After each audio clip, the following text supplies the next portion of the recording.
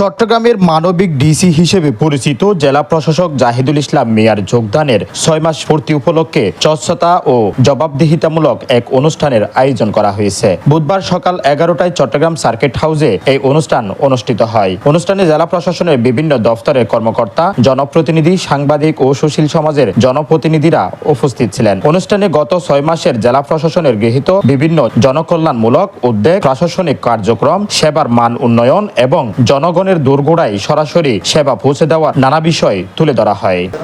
Force deploy করা বা অধিক ফোর্স ডিপ্লয় করার মতো ক্যাপাসিটি কিন্তু আমাদের নাই। আমাদেরকে কিন্তু টার্ন বাই টার্ন যেতে হবে।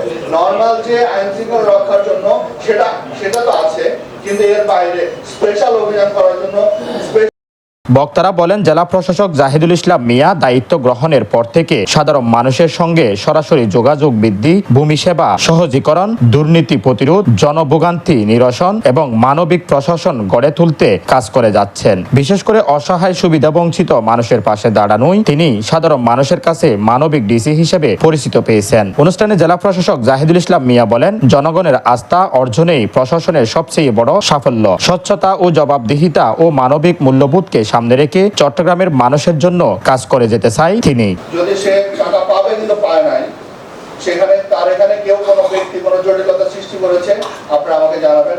এরকম কেউ জানায় না, যদি জানান আমরা অবশ্যই তার বিরুদ্ধে ব্যবস্থা গ্রহণ করবো এবং সেটা অবশ্যই শক্ত ব্যবস্থা হবে।